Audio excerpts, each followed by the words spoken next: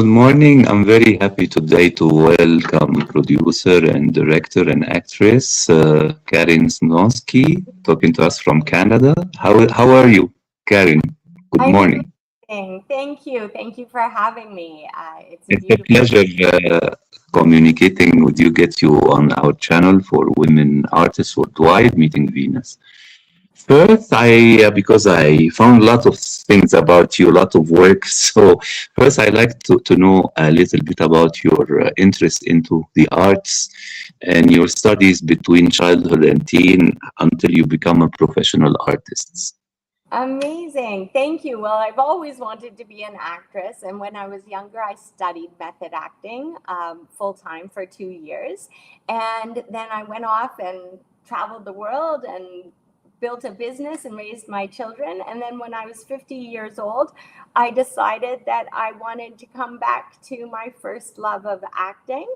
And so I came back, and it has been a roller coaster ride since then. I'm very grateful. I see that you trained as well as a method actress in your beginning. Yes, I Mhm. did. I studied with June Whitaker, who was a student of Meisner, which is crazy, incredible. It was quite an experience. I took the great from it and left some things behind, but it definitely gave me a really solid foundation. Mhm. So we can say that your career is like split into two periods: before marriage and kids, and after marriage with kids. Yeah, yes. So tell me, before the family woman, how did you ventured into acting? You are in Canada. Are there any challenges for a rising young actress in the atmosphere around you that you face in your beginnings? Yes. Well, I was very young. I was in my teens, and it was a very different time back then. And they were Mhm. not as body positive as they are now. So Uh-huh. that was a big challenge. I would be told almost every audition that if I could lose 10 pounds in the next week, they would give me the part, or I would get Really? scripts for the fat, ugly girl, which was just heartbreaking for a young woman. So really, when I turned 19, I knew that it was not healthy for me Yeah.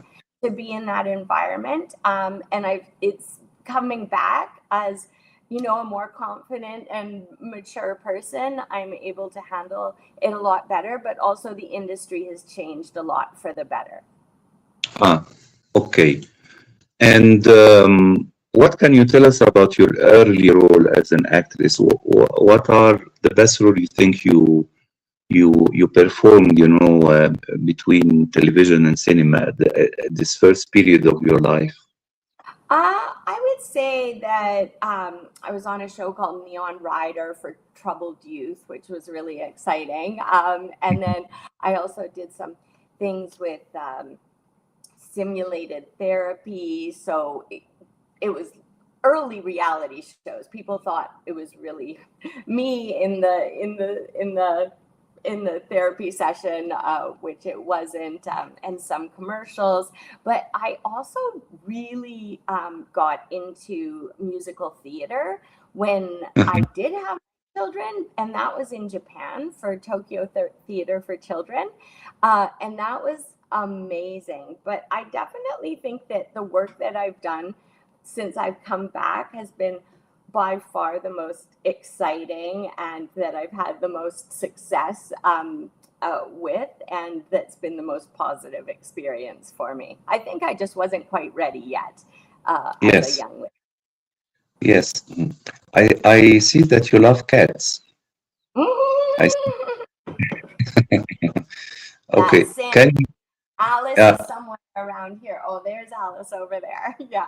okay. We have six of them here, What? and one of them, the mother is Kikimiko, and I created an AI character based on her, and she did a lot of adventure in my videos. I have another Oh, channel with an AI character. I want to see that. That's pretty funny. Yeah, So you that's know, Egyptians like me, they have this thing for cats, and I imagine everybody, you know. So I want to know uh,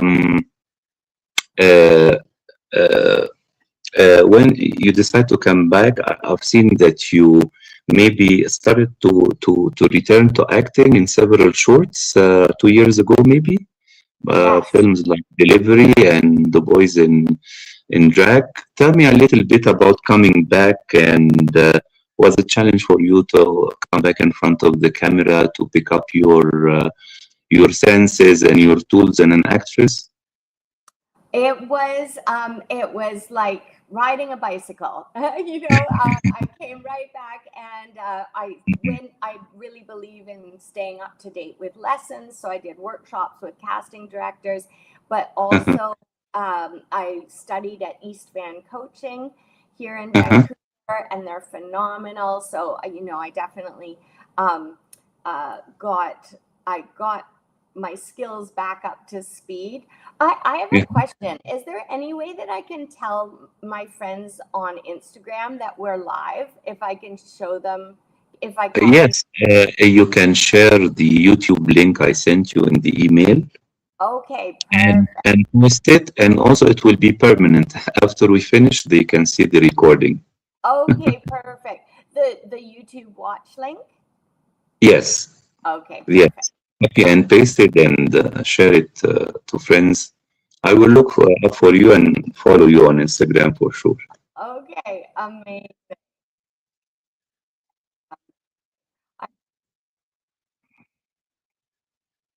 Amazing. Okay, well that sounds great. Thank you for that. So sorry, I got distracted from the question. No, no, no. I was saying about coming back, and you started to Yeah. work on some shorts and some television miniseries. Oh And yes. you told me that it was like riding a bicycle as well.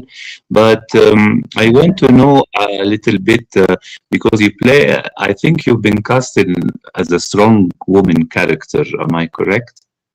Yes, you are correct. So Uh-huh, I did the shorts, and that was uh-huh, a really beautiful way to get back into it. And also, I work with my son. He's a director of photography. great. His name is Indiana Wilson. And so we produced and acted and directed and shot um, Childless Cat Lady and Butterfly Wings together, and GILFs. So we did some things together, and that was amazing. Uh-huh. And then it all really snowballed very quickly. I had my first audition for a vertical microdrama Yeah, less than 2 years ago, and I've been in 29 of them in under yes. 2 years. So I had no idea that this would explode the way it did. I'm so grateful that I fell into this magical world of microdramas. Uh-huh. Yes. I want to ask you, how was it to work with your kid as your director? Tell me, how was the collaboration? Is he a tough director? Amazing. It was honestly, it's one of the highlights of my life. Is having the blessing to be able to work as director and director of photography duo with Indiana, and we work so well together. We, you know, our household is rooted in respect and kindness and clear communication. So working together, people ask him, "Oh my gosh, what was it like working with your mother?" And Yeah. he's like, "Great, it's fantastic." Sometimes we don't even need to say anything; we just know what the other Okay. is about to say. So it was amazing. Okay. I have many friends around Canada between Toronto, Ontario, as well in the Francophone region. I want Wow. to ask you because about since you and your kid working in Vancouver, what can you tell me about the production scene right now between film, television, and right now the trending verticals? Absolutely. Well, it's interesting right now. The X Files is filming in Vancouver. The Last Yes. of Us, Mm. Shogun. I was a big fan of the X Files, by the way. Yes, it's amazing, isn't it? Yes, my Well, grandmother used to love it, by the way. We used to watch it every week, the oh, episode by episode. And I I worked in Egypt in Fox oh, uh, distribution when the first X-Files feature film came in cinema. So I did the marketing for that after. what? That's so Yes, cool! Oh my yes, gosh, yes. that's Mhm, amazing. It mhm. was so ahead of its time, you know. Yes, It's really cool that they're bringing it back. So it was very dead here, like every mhm, during the writers' strike, um, yes, and I think that is actually what allowed the verticals to rise because yes, if the industry was booming, they wouldn't have been able to get the quality of actors, directors, producers. But when there's no work, you go where the work is, right? yes. But Mhm, even that, when I started, it was very Wild West. It's still a little bit Wild West, but mhm, everything has elevated so much in the vertical industry. So in Vancouver, we have those big shows going on, but it's not enough to sustain what used to be such a booming industry. And verticals have filled that gap for non union workers and mhm. actors that has Yes, given us all an amazing opportunity to be working almost nonstop, yes. which is incredible. Right now, there's a little we're all a little bit concerned because the platforms are all experimenting with AI verticals. And Mhm, we went from filming back to back to back to back with so many, maybe 20 shows filming at the same time. I don't know, mhm, but mhm, to very quickly in the last month and a half. So mhm, um, I'm waiting for the feedback to be that the fans just aren't resonating with the AI verticals because one thing that's super neat about them is the fans. So they they're amazing. The vertical fans are incredible, and uh-huh. they really attach to people, and they have their own followings and their fan bases and everything. And we'll see what happens. But the AI verticals aren't getting the numbers here that they are. But you never know, that could change. So we're all a little nervous, but trying to Uh, think positively. how long each episode right now? So generally, episodes are about 1 to 2 minutes, and Really? in Mhm, a series, you will have 50 to 70 episodes. So mhm, generally, it's about from 55 minutes to an hour and 45 minutes for a series. But the episodes roll into the next one. So when you're mhm. watching it, it's just like watching a movie. Yes.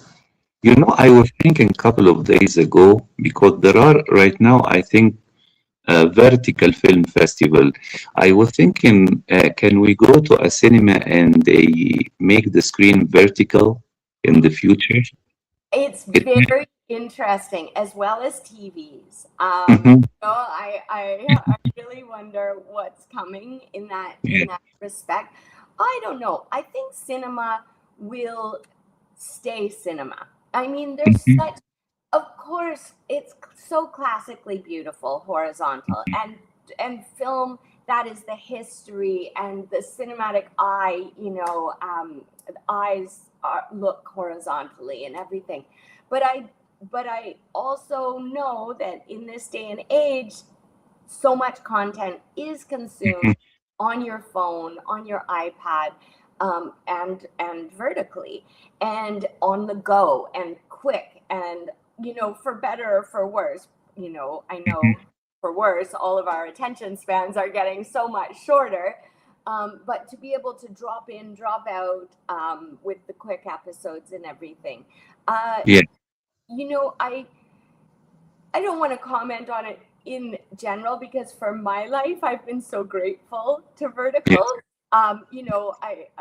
I know my attention span is shorter than it was, but also that's age, it's electronics, it's all of those things. I have ADHD, so it's definitely the way of the future. Whether people like it or not, we are consuming our content on our phone. Tell me, do you have a dream character you'd like to play in the future? Oh, that's such a wonderful question. Well, I typically play evil billionaires. Really? Yeah. So I'm Evil businesswoman, and stuff like that. Some people told you remind them of Glenn Close. Oh, whoa! I mean, that is like, Every what a compliment. What a compliment. Yeah. And also, I just went to see The Devil Wears Prada too. And I'm so obsessed with Meryl Streep and just the power that she portrays and everything. But for mature actresses right now, it is phenomenal. 10 years ago, there weren't the characters. You look at Grace and Frankie and all of those shows and those women that are creating a space that's saying we're not dead yet, and middle-aged women are the largest demographic of people with money, because so with maturity and that, so it's beautiful to see that things are coming around. I started producing also because I want to see better content for women. And better roles for mature women. As much as I love playing an evil matriarch, I would love to be nice to my child or my daughter-in-law once in a while. So, but a dream role, oh gosh, I've been really kind of also leaning into comedy. I was just in a horror vertical called Next Door Madness, and that was such a fun character because I was super trashy and I had blue mascara and blue eyeshadow and my lipstick smudged, and I'm wearing leopard print and I'm super tacky, and that was really fun to play. I was nasty, but it was also really fun. So But tell me, according to you, being in many verticals right now, how can the filmmakers, gain money with verticals? They post them on YouTube or on certain platform? So they're on platforms now. So there's a lot of established ones like Real Short, Drama Shorts, Drama Box, all of those ones that have come from Asia. I don't think Drama Shorts. I think that's from Ukraine. But so there's the traditional ones that have come from China, but a new emerging ecosystem of American platforms. So the vertical that I produced, Tides of Desire, it actually has been launched on the first American app, which is called MoviePix. And then we will be on another new American app called Inverted in the next month. And these apps are trying to do something a little different for independent producers because they're offering revenue share, which is very exciting. Now, some of the bigger platforms might offer revenue share, but it's not transparent. Whereas these new platforms, we have a dashboard. We can see exactly how many people have watched our film. Yes, this is great. Yeah. Okay. I see recently you've been interviewed in a magazine, Eyes on Hollywood. Yes. This is a Canadian or American magazine? American. So tell me about the interview. What topics you spoke about? Amazing. Well, I was very lucky because I met them at last year in the fall at the LA Vertical Drama Market. Um, Mhm. and so I was interviewed by them there, and then they followed up. And for International Women's Month, they featured me on the cover, which I was very touched and humbled Yes. for. Uh, Mhm. I think perhaps because I'm very vocal about wanting to change the perception of the portrayal of women in verticals. And I want to feature things like consent, um, no gratuitous violence against women, all of those things, because I think we've taken a step backward with verticals. And I don't even want to say feminism. It's just, you know, treating women well. And Yes. there's a lot of tropes that are very toxic. And so I'm quite vocal about that. And I think with my age, I'm able to speak out more about it. I think some of the younger actresses, you know, of course they don't like it, but also it's harder to speak up when you're younger. Not saying that there aren't younger actresses who speak up about it, but so I speak about that. I also speak about the emergence of branded vertical microdramas. So Mhm. brands like Procter and Gamble, Crocs, Maybelline are jumping in to use vertical microdramas as a new form of marketing and advertising. Mhm. And so I have co-founded another production company, Third Wave Entertainment, with two amazing women. Shara Skinner and Susan Nowozinski. Yes. And we are also focusing on creating branded microdramas. So I talk about that, about elevating the roles for women, about working with my son Yeah. as a duo. So yeah, those are, I think, the main topics. And Great. just coming back after 50 and coming back and deciding to do something that I loved, and that it's never too late to follow your dream. For sure. I want to thank you very much for this lovely interview. I appreciate your time. I wish you all the best in the production company and your work as a producer, as an actress, and your son as well. Thank you. And feel free to come back if you have a new project. We can speak about it next time. I would love to. Thank you so much for your time. I'm so grateful. Thank you. Have a lovely day. Take care. You too. Take care. Bye. Bye-bye. Bye.